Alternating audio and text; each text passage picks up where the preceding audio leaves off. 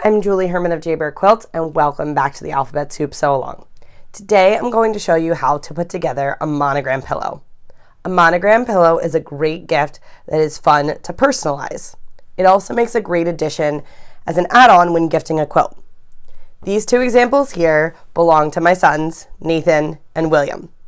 I happened to make both of these while I was pregnant, didn't know whether I was having a boy or girl, so I actually made two pillows in both cases, and I had them in my hospital bag, ready to go once I found out if I was having a boy or a girl. They match the quilts that I also had made for each baby. So these now live in our living room, and Nathan knows this one is his. William is starting to figure out that this one is his, and the boys absolutely love them. The pillows are made with one letter, and then they get a frame to help that letter float, a border. You go ahead and quilt that, turn it into a pillow. So let's go through it step by step. Let's get started. The first step in making a monogram pillow is to make a letter. Choose your letter, choose your fabrics, cut, follow the directions in the pattern on each page for the respective letter. Here I made the letter L. We have a new member of our family. We recently got an au pair, and I wanted to have a pillow to welcome her into our family on her bed upon her arrival, so I made this letter L for her. Once you have your letter done, go ahead and cut your frame fabrics. These are my frame fabrics. The measurements for these are on page 58 of the book. Now, these are the same for all pillows, but these are not. These are wider or narrower depending on your letter. The letter L, for instance, is a narrower one, and the letter Q or the letter M or W, they're definitely wider letters. So pay attention to the chart to cut these fabrics properly. So these are the first two that we're going to sew on. So when I head to my machine, I'm going to put the letter L on top so that I can keep an eye on this seam and make sure I land right here at the point. And then the same thing here on this side. I'm going to sew from this side so that I don't lose this point. Now, your letter should be perfectly 8.5 inches tall, but it might not be. Life happens. So if you see here, it looks like they're off by about a little under 1/8 of an inch. So I'm going to just kind of stretch this piece a little bit. I also can just go ahead and trim this piece. When you're working with one letter, it doesn't need to be as precisely pieced as when you're working with an entire word. So go ahead and we're going to head to the machine to sew these on. I'm over at my machine, and I have my machine set to the same scant 1/4 inch that I used to sew my letter. And I am still using Aurifil 2600. It's a medium gray, works great with these fabrics. If you happen to be piecing black to black at this point or white to white, it might be best to use the thread that matches your fabric. So I'm simply going to put these together. I'm not going to bother pinning, and I'm not going to back stitch at the beginning or the end, since I'm going to go ahead and add more frame pieces in just a moment. And I'm simply going to sew along the length of the piece.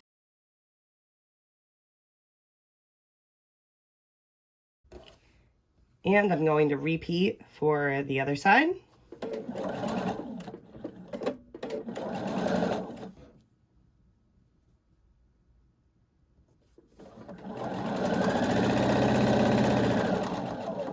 Go nice and slow so that when I get to that point, I don't lose it. You might find a stiletto helpful. Now that I have these first two, I could go to my iron and turn it on and press these, or I can just do enough of a finger press here at the machine so that I can continue sewing frame pieces, and that's what I'm going to do. So I'm simply going to finger press. Typically I press open, but with frame pieces, I suggest pressing out to the frame. So I'm just pressing away from the letter.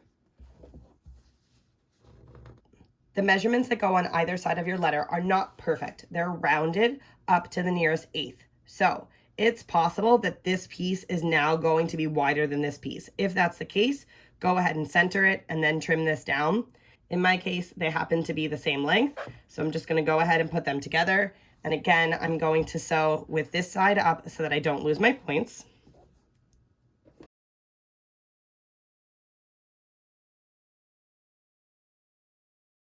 And my last frame piece, again, going to sew with my letter on top. Normally you sew with the smallest item on top. I always default to sewing with the letter or the piece that has the most points on top so that I can do my best to make sure that I don't lose those points.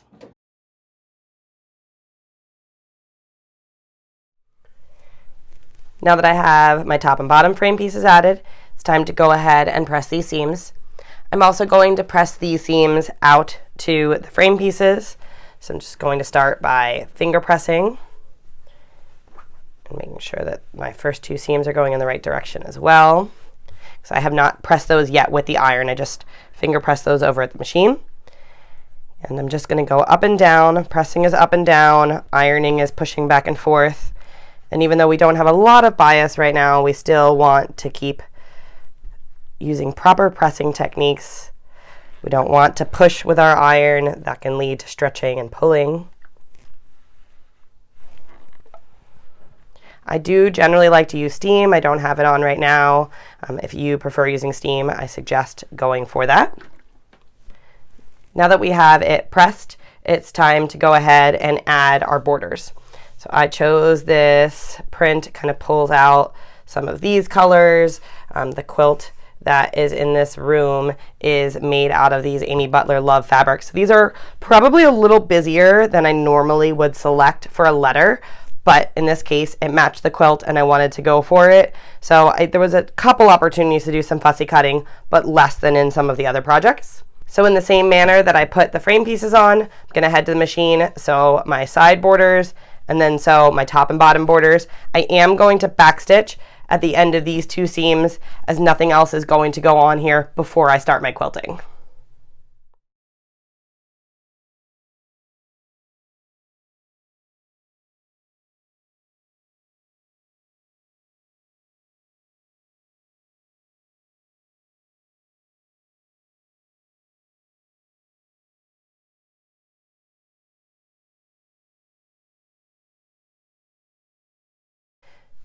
My borders are pressed and my pillow top is complete. This is the point where I will often send this along with a couple other pillows or small projects at the same time to Teresa on one backing and have her quilt everything together. I do love the look of custom quilting in the letters. It really is fantastic. But it's not very economical to send one pillow to a long arm quilter for you or for me. Or you might just happen to need to get this done quicker. So I'm going to go over how I'll finish a pillow here at home, start to finish. I found a scrap of batting, big enough, left over from another project. Doesn't matter that it's all wonky out here, as long as it's big enough. There's no need to trim it perfectly right now. You want it a little big. And then I have a piece of white plain muslin. Doesn't have to be white. You just don't want it to be something that would show through on your front. So if this is white, I would suggest it be white. But if all of this is dark, it could be a gray, a tan, a neutral. It can also just be a scrap of fabric, but it's only going to be seen when you're taking the pillow cover off to wash it. So I wouldn't waste a great fabric that I love seeing here because it's not something you're going to get to see. Save that for the actual back of the pillow. Then the next step is basting. You can spray baste or pin baste. I have these safety pins that are a little bit curved. If you see, they're a little bent. And the idea is that once you put them in, they bend like this and they keep your project flat as opposed to the straight pin bending your project. So I'm just going to go ahead and put them in a couple places. This is a pretty small project, so I don't need too many of them. I don't think things will slip around too much, but put as many as you feel like you need. And then we're going to head on over to the machine to begin our quilting.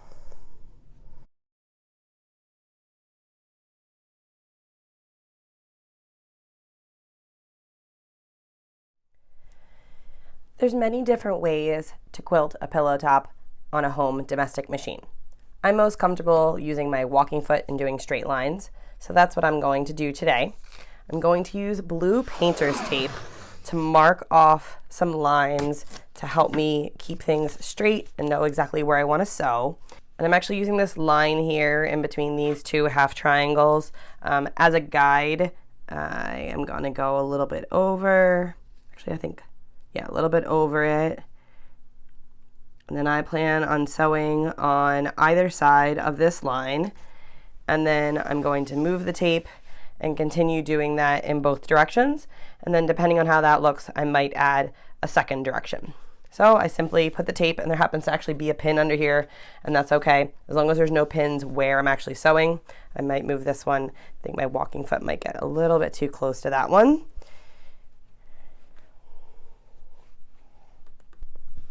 I'm actually going to begin right along the edge here, kind of basting this edge, and then I'm going to sew along the line of my tape. So I'm going to stop right as I get to the edge of my tape, take my little tail out of the way, turn my piece, and I'm sewing about a 1/16 away. I don't want to accidentally sew into the tape. It's not too hard to get it out, kind of like doing foundation paper piecing, but I'm going to sew right past it. And when I get to the end here, I'm going to do the same thing and sew back onto my piece, back stitch a little bit, and all of that will end up underneath my binding. And I'm going to repeat that same process on the other side of my tape. This blue tape comes in a variety of widths, and it's just super handy for making these nice even straight lines. So what I'm going to do now is I'm going to peel it up. You can see I have a pair of lines, and I definitely don't need this pin now. And I'm simply going to move my tape just about 1/8 of an inch on the other side of this line, so that all my lines are evenly spaced apart. I'm going to take this pin out since it's going to get too close. And I'm just going to continue this process to sew straight lines along my pillow.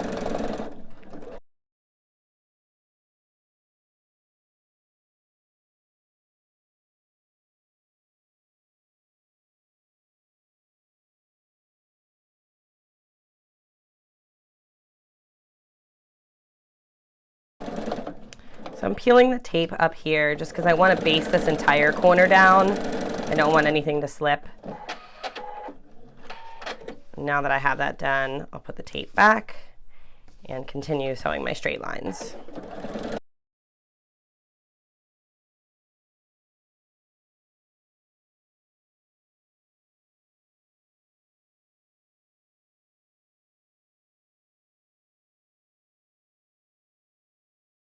I took those pins out as I'm getting pretty close to the end here, and I'm going to go ahead and just baste around the rest of the pillow so nothing shifts.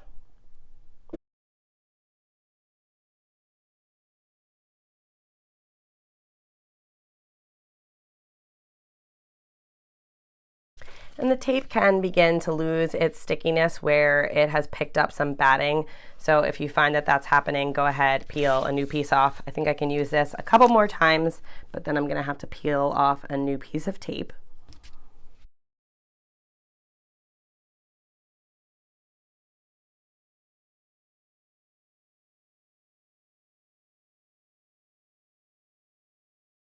Make sure you take your pins out as you go. Don't want to get too close to them with your walking foot because it can make your line end up getting crooked.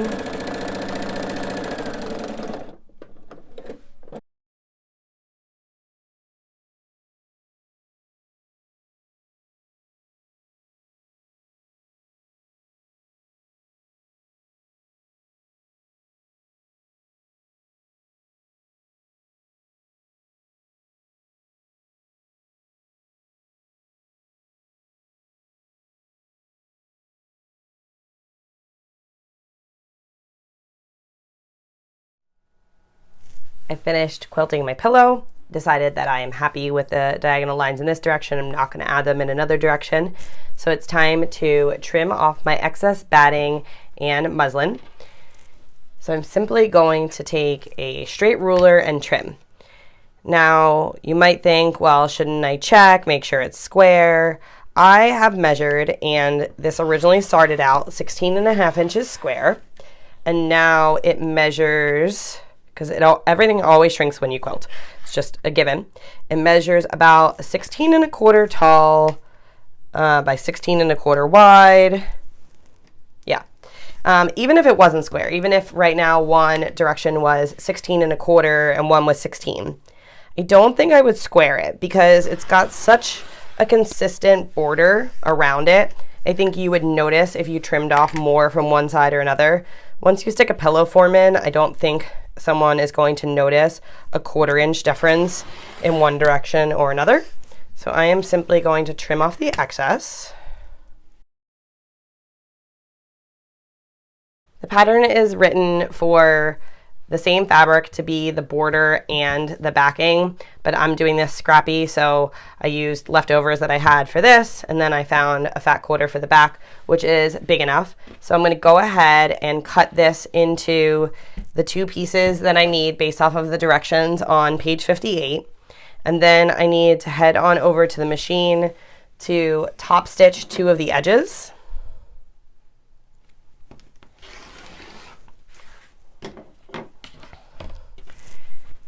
I'm simply going to turn this 1/4 inch down and then 1/4 inch down and top stitch. I'm not actually going to measure. It might be a little more, it might be a little less, and I'm not going to press. I'm just going to head on over to the machine, eyeball it. I still have my walking foot on, and that's fine.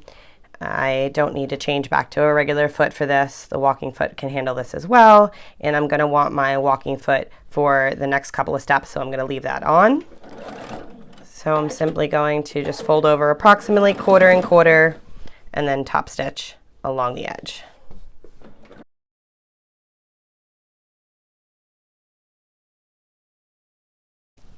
And here I'm actually going to choose to, instead of fold over and over, I'm going to fold over the selvage one time and kind of leave it on the inside.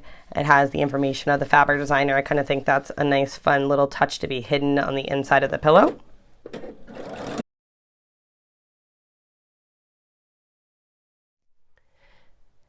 There's 2 main ways to finish a pillow with an envelope back, and that is with or without binding.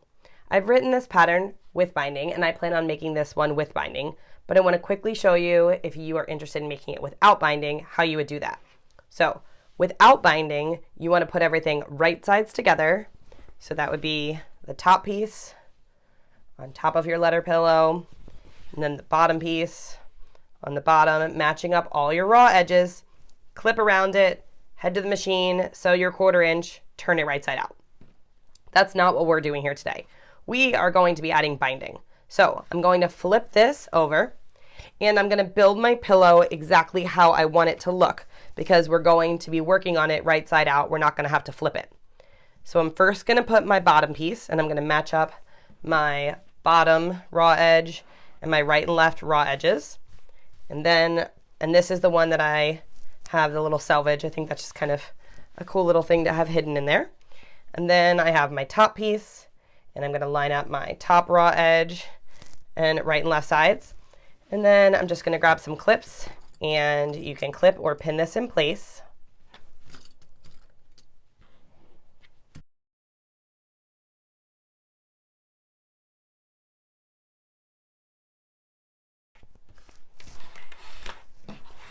Now that I have this clipped, I'm going to head on over to my machine.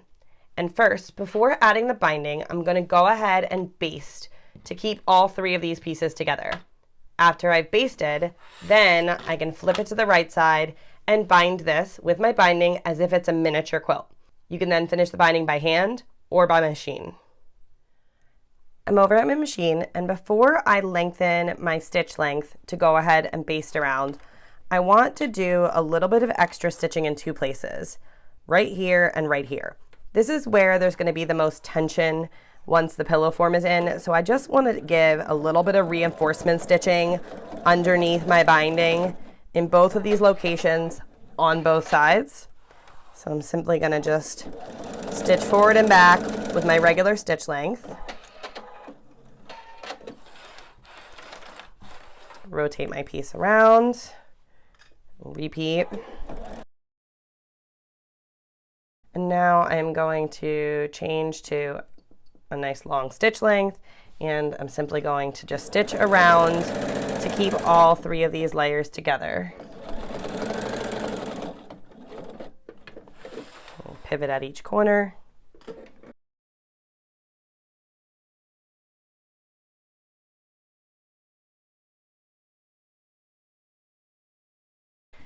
Now I'm simply gonna go ahead and trim any loose threads before I go and flip it to the other side to sew the binding on. I don't want any of these to accidentally pop out through the edge of the binding, so I'm just gonna give a little snip to those. And now I'm gonna flip this over. There's directions in the book on how to make the binding. Pillows are also a great opportunity to use up leftovers, and if you happen to be making a pillow to match a quilt like mine, you might have leftovers, and in my case I do. This is the leftover binding from making the coordinating quilt. So I'm going to use this to bind to my pillow, and I am going to treat this as if it was a miniature quilt and not pay attention to the fact that it's a pillow at the moment. So I'm going to start in the middle of one side and go around the project. So I'm going to leave a tail of about 4 or 5 inches. I want to make sure that I put my stitch length back down to where it was. Don't want to sew your binding on with your basting stitch length.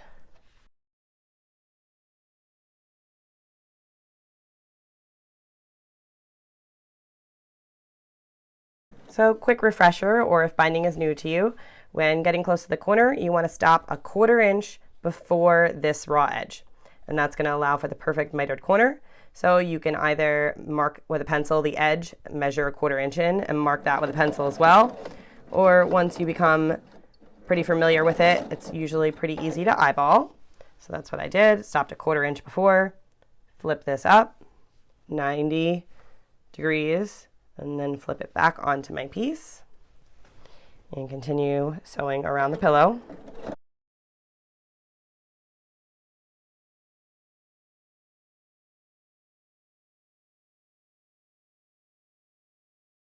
So now that I'm back to where I started, I just sewed a couple inches, and then I'm going to take this off so that I can cut this miter to match this miter and go ahead and match up my ends. In order to get this to line up as best as possible, I take my end piece, not my start piece, lay that, match up raw edges to raw edges, and then open it up. Then take my starting piece, lay that down on top, take a pencil, and mark that line, just enough so I can see it. Then I need to go ahead and measure a 1/2 inch to the left of that, and that will account for a 1/4 inch on this piece and a 1/4 inch on this piece. So I'm gonna line up my pencil line underneath my 1/2 inch ruler line. Draw a second line. And sometimes I cut this with a rotary cutter, sometimes I cut it with scissors. Not really one is a preference the other. Sometimes I have a rotary cutter nearby. I don't right now, so I'm gonna just grab a pair of scissors, cut along that line. And now I have the right overlap, and I need to match these up. And you wanna make sure when you're matching these up to piece underneath the machine that you don't accidentally twist one of them. It's very easy to do. So put them together and then kind of pull them up and pinch your pillow so you have space to play with. Open them up, match them up, and you're going to sew them together with a 1/4 inch seam the same way you would sew any binding strips together when you need to piece multiple strips for a project.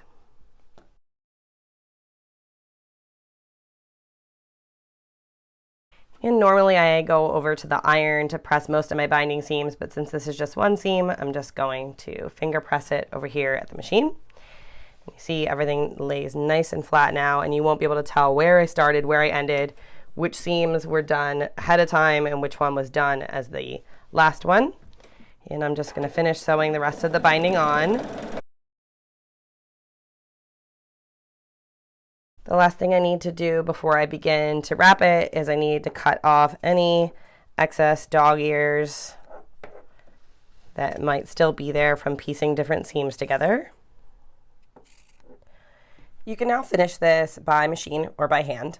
I love the look of hand sewn binding, and I enjoy sitting on the couch at night and doing my binding while binge watching something once the kids are asleep. So I start by clipping my project. I like to use these Wonder Clips. They just really hold everything nice and in place. I know some people prefer to have them one way or the other to use the measurements. I kind of clip just either way, whichever way they happen to be when I grab them. And what I tend to do is clip 2 or 3 clips on either side of a corner, and then I come back to the corner to perfectly miter it. If there's extra threads, I might just snip them out of the way so I don't have to deal with them. So to get a perfectly mitered corner, first step is sewing it accurately on the front. And then once that's done, the secret is you want to give it a little bit of a tug, and you want to do that exactly diagonal to where it is. And then you want to split the bulk. Now what I mean by split the bulk is, if you look on the front, right now there's a lot more over here because that's where the miter, it's all hidden underneath this side. So if I fold this side first and this side second, all my bulk is over here. It makes for a little bit of a lopsided corner. So what I want to do is I want to fold that side first, followed by that side. So now I have split the bulk. The bulk on the front is over here, the bulk on the back is over here. So if I put my fingers like this, it's an even thickness. If I did it this way, it's not an even thickness. It's thicker over here, thinner over here. So I want to give that a nice little tuck in there, bring that down so they match. Put a clip near the corner, and then I put a clip right almost to the corner. Check that everything looks good there, check the front, and continue clipping around my project.